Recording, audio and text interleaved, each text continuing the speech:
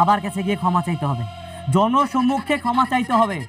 জুনায়েদ চৌধুরী আজ পর্যন্ত কখনো কাউকে সরি বলেছে? না স্যার। তাহলে তোমার সাহস হলো কি করে আমাকে এই প্রস্তাব দেবার? আজকের পর্বে গল্পটি আরও নাটকীয় মোড় নেয়।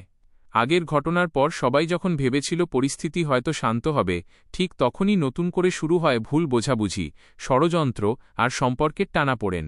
পর্বের শুরুতেই দেখা যায় পরিবারের সবাই এক গুরুত্বপূর্ণ সিদ্ধান্তকে ঘিরে আলোচনা করছে। কিন্তু সেই আলোচনার মাঝেই এমন একটি তথ্য সামনে আসে যা পুরো পরিবেশকে উত্তপ্ত করে তোলে।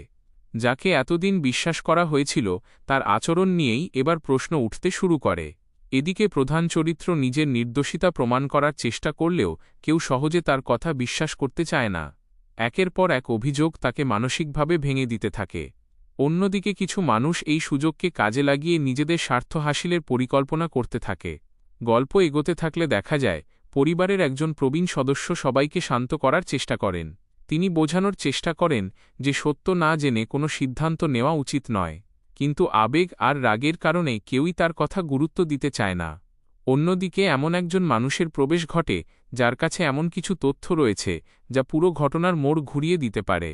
তবে সে কি সত্য প্রকাশ করবে নাকি নিজের স্বার্থে সবকিছু গোপন রাখবে, এই প্রশ্নই পর্বের সবচেয়ে বড় রহস্য হয়ে ওঠে। পর্বের শেষ মুহূর্তে এমন একটি ঘটনা ঘটে যা সবাইকে হতবাক করে দেয়। একটি অপ্রত্যাশিত সিদ্ধান্তের মাধ্যমে নতুন সংঘাতের সূচনা হয়, আর দর্শকদের মনে তৈরি হয় পরবর্তী পর্ব জানার তীব্র আগ্রহ। পরবর্তী পর্বে জানা যাবে সত্য শেষ পর্যন্ত সবার সামনে আসবে কিনা, নাকি টাকার লোভ আরও বড় বিপদ ডেকে আনবে।